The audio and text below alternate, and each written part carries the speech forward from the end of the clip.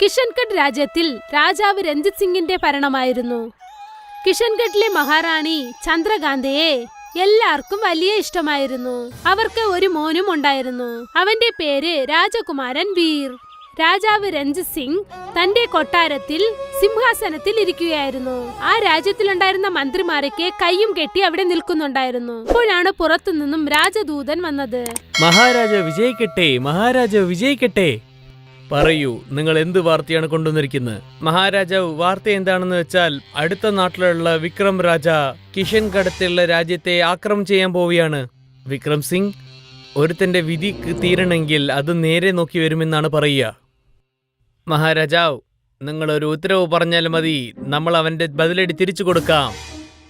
എനിക്ക് ശ്രമമൊന്നും വേണ്ട, എനിക്ക് ജോലി നടക്കണം. നമ്മുടെ എതിരുടെ കാര്യങ്ങൾ എന്താണെന്ന് നമ്മൾ അത് ആദ്യം മനസ്സിലാക്കണം. എത്ര ഭടന്മാരാണ്, എത്ര കുതിരകളുണ്ടെന്ന്, അതിനുശേഷം നമ്മൾ എങ്ങനെ പോരാടണമെന്ന് നമ്മൾ തീരുമാനിക്കാം. എന്താ ഞാൻ പറഞ്ഞത് ശരിയല്ലേ? രഞ്ജിത് സിംഗ് എല്ലാരെയും മനസ്സിലാക്കിപ്പിച്ചു. എന്നിട്ട് എല്ലാരും അവിടെ നിന്നും പോയി. അന്നത്തെ സഭാകൂട്ടം അവിടെ തീർന്നു. ചന്ദ്രകാന്ത തന്റെ റൂമിൽ ഇരിക്കുകയായിരുന്നു. അപ്പോൾ അവിടേക്ക് രഞ്ജിത് സിംഗ് വന്നു. എന്തുപറ്റി? നിങ്ങൾ എന്താ ഇത്ര വിഷമിച്ചിരിക്കുന്നേ? അടുത്ത നാട്ടിലുള്ള വിക്രം സിംഗ് നമ്മുടെ മേലെ പടയെടുക്കാൻ വരികയാണ്. വിക്രം സിംഗിന് നമ്മൾ തിരിച്ചു മറുപടി നൽകണം. പക്ഷേ എന്നേക്കാൾ എനിക്ക് എന്റെ രാജ്യത്തിന് അനീതി വേണം. ഇപ്പോൾ ദേഷ്യത്തോടെ പ്രവർത്തിക്കേണ്ട സമയമല്ല. എതിരാളി നമ്മളെ തേടി വരുന്നുണ്ടെങ്കിൽ നമ്മൾ മറുപടി നൽകിയല്ലേ പറ്റൂ. ചന്ദ്രകാന്ത രാജാവിനോട് ഉടൻ തന്നെ അതിനുള്ള മറുപടി എടുക്കാനായി പറഞ്ഞു. ശരി മഹാറാണി, നമ്മൾ വേഗം തന്നെ വിക്രം സിംഗിന് ബദലടി കൊടുക്കാം. നിങ്ങൾ വിജയത്തോടെ തിരിച്ചു വരണം. നിങ്ങളെ കാണാനായി ഞാൻ കാത്തിരിക്കും. രാജാവ് രഞ്ജിത് സിംഗ് റാണി പറഞ്ഞത് അംഗീകരിച്ചു. എന്നിട്ട് അദ്ദേഹം അവിടെ നിന്നും തിരിച്ചു. രഞ്ജിത് സിംഗ് എന്തു ചെയ്യാമെന്ന് ആലോചിച്ചു കൊണ്ടിരുന്നു. അതിനായി അദ്ദേഹം തന്റെ മന്ത്രി ശത്രുവിനോട് വരാൻ പറഞ്ഞു. മഹാരാജാവ് വിജയിക്കട്ടെ. പറയൂ മഹാരാജാവ്, ഞാൻ എന്താണ് നിങ്ങൾക്ക് ചെയ്യേണ്ടത്? നിങ്ങൾക്ക് കാര്യം അറിഞ്ഞിട്ടുണ്ടാവുമെന്ന് എനിക്കറിയാം. നമ്മുടെ മേലെ ആക്രമിക്കാൻ തുടങ്ങാൻ പോവുകയാണ്. അപായമല്ല മഹാരാജാവ്, അതാണ് നമ്മുടെ മുടിവ്. എന്നാ നിങ്ങൾക്ക് മനസ്സിലായിട്ടുണ്ടാവല്ലോ. അപ്പോൾ നമ്മൾ എന്താ ചെയ്യേണ്ടതുള്ളത് തീരുമാനം പറയൂ. മനസ്സിലായി മഹാരാജാവേ. നിങ്ങൾ ചോദിക്കുന്ന മുമ്പ് എന്നെ ഞാൻ എല്ലാ തീർവുകളും ശേഖരിച്ചു വെച്ചിട്ടുണ്ട്.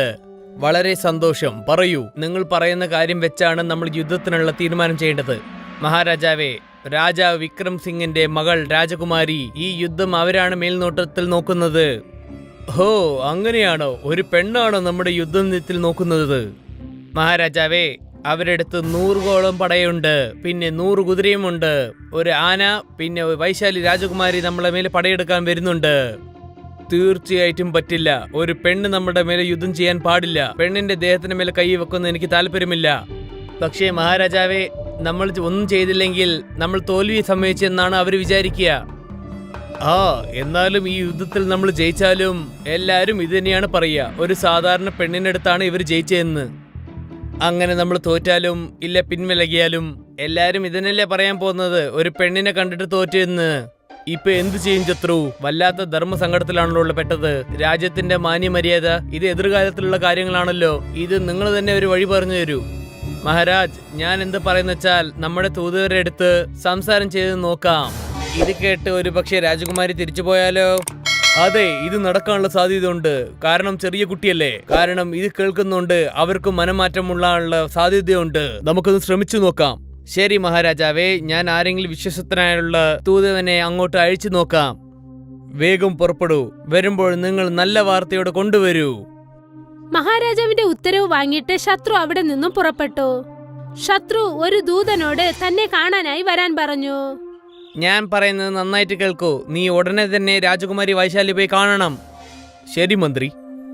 നിന്റെ കൂടെ ധനരാജനെ കൊണ്ടുപോയിക്കോളൂ. പിന്നെ റാണീനെ തിരിച്ചയച്ച് നീ അങ്ങനെ പറയാൻ പറയൂ. ശരി മന്ത്രി, നിങ്ങൾ പറഞ്ഞതുപോലെ തന്നെ ഞാൻ ചെയ്ത് കാണിച്ചു തരാം. വിഷമിക്കണ്ട, വളരെ പെട്ടെന്ന് തന്നെ നല്ല വാർത്തയോട് ഞാൻ കൊണ്ടുവരാം മന്ത്രി. അപ്പൊ ശരി, നേരം കഴിയാതെ നല്ല വാർത്തയോട് നീ കൊണ്ടുവാ.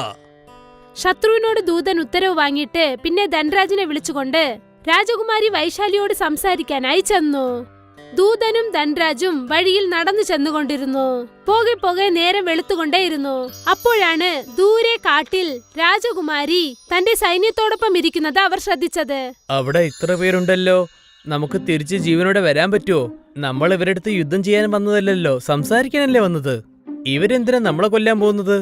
എന്നാലും ഒന്ന് സൂക്ഷിച്ച് സംസാരിക്കണേ. വന്ന വിരുന്നുകാരെ ഇവര് തന്നെ വിരുന്നാക്കി കളയും. നിങ്ങൾ തന്നെ കണ്ടോളൂ എന്റെ സംസാരത്തിൽ അവരെങ്ങനെ മയങ്ങി വെക്കുമെന്ന്. എല്ലാം ഞാൻ ശരിയാക്കി തന്നെ പോവും. നമ്മളുടെ രാജാവിന്റെ അടുത്ത് ഞാൻ സമ്മാനവും മേടിക്കും. രണ്ടുപേരും ശരി പങ്കായിട്ട് പിരിക്കണം, കാരണം നമ്മൾ രണ്ടുപേരാണ് വന്നിരിക്കുന്നത്.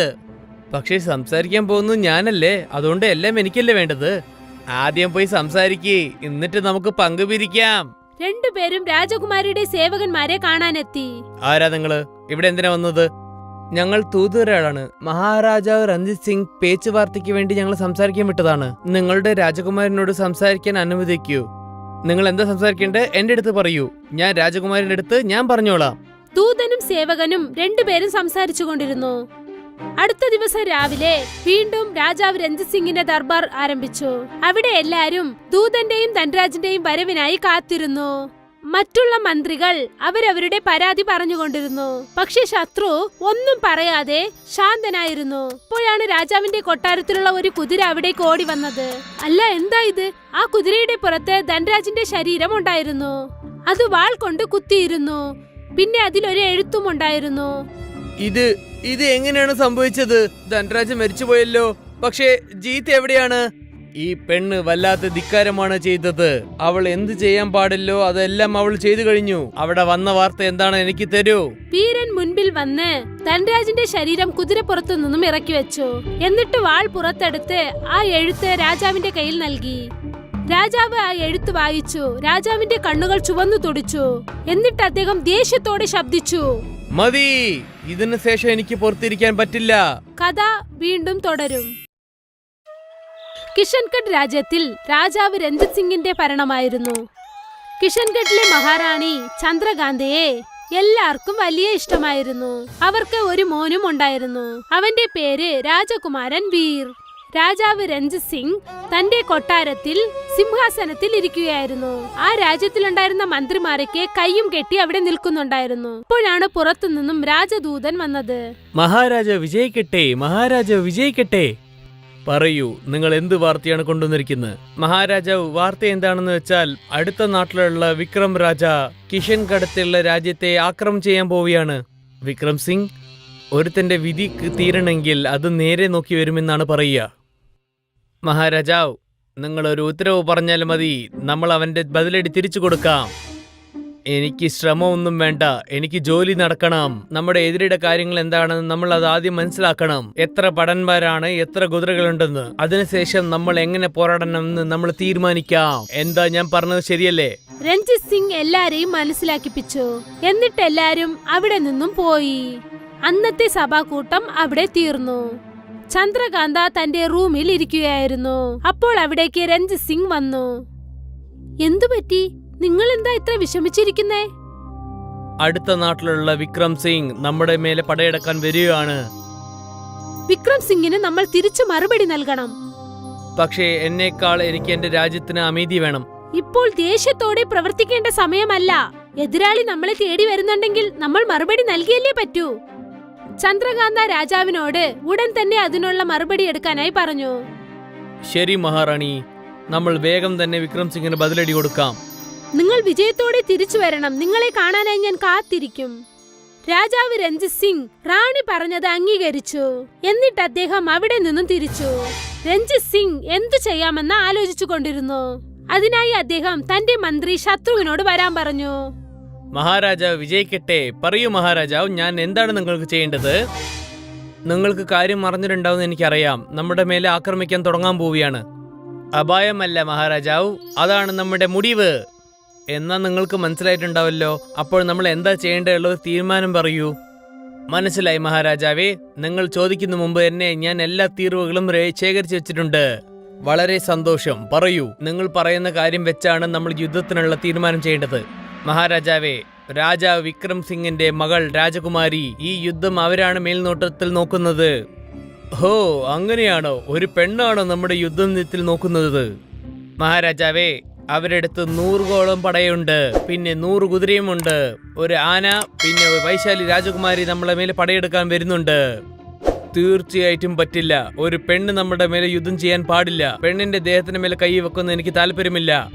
പക്ഷേ മഹാരാജാവേ, നമ്മൾ ഒന്നും ചെയ്തില്ലെങ്കിൽ നമ്മൾ തോൽവി സമ്മതിച്ചെന്നാണ് അവർ വിചാരിക്കുക. എന്നാലും ഈ യുദ്ധത്തിൽ നമ്മൾ ജയിച്ചാലും എല്ലാരും ഇത് തന്നെയാണ് പറയുക, ഒരു സാധാരണ പെണ്ണിനടുത്താണ് ഇവർ ജയിച്ചതെന്ന്. അങ്ങനെ നമ്മൾ തോറ്റാലും ഇല്ല പിൻവലിയാലും എല്ലാരും ഇതിനല്ലേ പറയാൻ പോകുന്നത്, ഒരു പെണ്ണിനെ കണ്ടിട്ട് തോറ്റെന്ന്. ഇപ്പൊ എന്ത് ചെയ്യും ശത്രു? വല്ലാത്ത ധർമ്മസങ്കടത്തിലാണല്ലോ പെട്ടത്. രാജ്യത്തിന്റെ മാന്യമര്യാദ ഇത് എതിർകാലത്തിലുള്ള കാര്യങ്ങളാണല്ലോ. ഇത് നിങ്ങൾ തന്നെ ഒരു വഴി പറഞ്ഞു തരൂ. മഹാരാജ്, ഞാൻ എന്ത് പറയുന്ന വെച്ചാൽ നമ്മുടെ തൂതുവരെ അടുത്ത് സംസാരം ചെയ്ത് നോക്കാം. ഇത് കേട്ട് ഒരു പക്ഷേ രാജകുമാരി തിരിച്ചു പോയാലോ? അതെ, ഇത് നടക്കാനുള്ള സാധ്യതയുണ്ട്. കാരണം ചെറിയ കുട്ടിയല്ലേ, കാരണം ഇത് കേൾക്കുന്നുണ്ട്, അവർക്ക് മനംമാറ്റമുള്ള സാധ്യതയുണ്ട്. നമുക്കൊന്ന് ശ്രമിച്ചു നോക്കാം. ശരി മഹാരാജാവേ, ഞാൻ ആരെങ്കിലും വിശ്വസ്തനായുള്ള തൂതവനെ അങ്ങോട്ട് അയച്ചു നോക്കാം. വേഗം പുറപ്പെടൂ. വരുമ്പോൾ നിങ്ങൾ നല്ല വാർത്തയോടെ കൊണ്ടുവരൂ. മഹാരാജാവിന്റെ ഉത്തരവ് വാങ്ങിയിട്ട് ശത്രു അവിടെ നിന്നും പുറപ്പെട്ടു. ശത്രു ഒരു ദൂതനോട് തന്നെ കാണാനായി വരാൻ പറഞ്ഞു. ഞാൻ പറയുന്നത് നന്നായിട്ട് കേൾക്കൂ. നീ ഉടനെ തന്നെ രാജകുമാരി വൈശാലി പോയി കാണണം. ശരി മന്ത്രി. നിന്റെ കൂടെ ധനരാജനെ കൊണ്ടുപോയിക്കോളൂ. പിന്നെ റാണീനെ തിരിച്ചയച്ച് നീ അങ്ങനെ പറയാൻ പറയൂ. ശരി മന്ത്രി, നിങ്ങൾ പറഞ്ഞതുപോലെ തന്നെ ഞാൻ ചെയ്ത് കാണിച്ചു തരാം. വിഷമിക്കണ്ട, വളരെ പെട്ടെന്ന് തന്നെ നല്ല വാർത്തയോട് ഞാൻ കൊണ്ടുവരാം മന്ത്രി. അപ്പൊ ശരി, നേരം കഴിയാതെ നല്ല വാർത്തയോട് നീ കൊണ്ടുവാ. ശത്രുവിനോട് ദൂതൻ ഉത്തരവ് വാങ്ങിയിട്ട് പിന്നെ ധനരാജനെ വിളിച്ചുകൊണ്ട് രാജകുമാരി വൈശാലിയോട് സംസാരിക്കാനായി ചെന്നു. ദൂതനും ധനരാജും വഴിയിൽ നടന്നു ചെന്നുകൊണ്ടിരുന്നു. പോകെ പോകെ നേരം വെളുത്തുകൊണ്ടേയിരുന്നു. അപ്പോഴാണ് ദൂരെ കാട്ടിൽ രാജകുമാരി തന്റെ സൈന്യത്തോടൊപ്പം ഇരിക്കുന്നത് അവർ ശ്രദ്ധിച്ചത്. അവിടെ ഇത്ര പേരുണ്ടല്ലോ, നമുക്ക് തിരിച്ച് ജീവനോടെ വരാൻ പറ്റുമോ? നമ്മൾ ഇവരടുത്ത് യുദ്ധം ചെയ്യാൻ വന്നതല്ലല്ലോ, സംസാരിക്കാനല്ലേ വന്നത്. ഇവരെന്തിനാ നമ്മളെ കൊല്ലാൻ പോകുന്നത്? എന്നാലും ഒന്ന് സൂക്ഷിച്ച് സംസാരിക്കണേ. വന്ന വിരുന്നുകാരെ ഇവര് തന്നെ വിരുന്നാക്കി കളയും. നിങ്ങൾ തന്നെ കണ്ടോളൂ എന്റെ സംസാരത്തിൽ അവരെങ്ങനെ മയങ്ങി വെക്കുമെന്ന്. എല്ലാം ഞാൻ ശരിയാക്കി തന്നെ പോവും. നമ്മളുടെ രാജാവിന്റെ അടുത്ത് ഞാൻ സമ്മാനവും മേടിക്കും. രണ്ടുപേരും ശരി പങ്കായിട്ട് പിരിക്കണം, കാരണം നമ്മൾ രണ്ടുപേരാണ് വന്നിരിക്കുന്നത്. പക്ഷേ സംസാരിക്കാൻ പോകുന്നത് ഞാനല്ലേ, അതുകൊണ്ട് എല്ലാം എനിക്കല്ലേ വേണ്ടത്. ആദ്യം പോയി സംസാരിക്കേ, എന്നിട്ട് നമുക്ക് പങ്കു പിരിക്കാം. രണ്ടുപേരും രാജകുമാരിയുടെ സേവകന്മാരെ കാണാനെത്തി. ആരാ നിങ്ങള്? ഇവിടെ എന്തിനാ വന്നത്? ഞങ്ങൾ തൂതുവരാളാണ്. മഹാരാജാവ് രഞ്ജിത് സിംഗ് പേച്ചുവാർത്തയ്ക്ക് വേണ്ടി ഞങ്ങൾ സംസാരിക്കാൻ വിട്ടതാണ്. നിങ്ങളുടെ രാജകുമാരനോട് സംസാരിക്കാൻ അനുവദിക്കൂ. നിങ്ങൾ എന്താ സംസാരിക്കേണ്ടത് എന്റെ അടുത്ത് പറയൂ. ഞാൻ രാജകുമാരന്റെ അടുത്ത് ഞാൻ പറഞ്ഞോളാം. ദൂതനും സേവകനും രണ്ടുപേരും സംസാരിച്ചു കൊണ്ടിരുന്നു. അടുത്ത ദിവസം രാവിലെ വീണ്ടും രാജാവ് രഞ്ജിത് സിംഗിന്റെ ദർബാർ ആരംഭിച്ചു. അവിടെ എല്ലാരും ദൂതന്റെയും ധനരാജിന്റെയും വരവിനായി കാത്തിരുന്നു. മറ്റുള്ള മന്ത്രികൾ അവരവരുടെ പരാതി പറഞ്ഞുകൊണ്ടിരുന്നു. പക്ഷെ ശത്രു ഒന്നും പറയാതെ ശാന്തനായിരുന്നു. അപ്പോഴാണ് രാജാവിന്റെ കൊട്ടാരത്തിലുള്ള ഒരു കുതിര അവിടേക്ക് ഓടി വന്നത്. അല്ല, എന്താ ഇത്? ആ കുതിരയുടെ പുറത്ത് ധനരാജിന്റെ ശരീരം ഉണ്ടായിരുന്നു. അത് വാൾ കൊണ്ട് കുത്തിയിരുന്നു. പിന്നെ അതിലൊരു എഴുത്തും ഉണ്ടായിരുന്നു. ഇത് എങ്ങനെയാണ് സംഭവിച്ചത്? ധനരാജ് മരിച്ചുപോയല്ലോ. പക്ഷേ ജീത്ത് എവിടെയാണ്? ഈ പെണ്ണ് വല്ലാത്ത ധിക്കാരമാണ് ചെയ്തത്.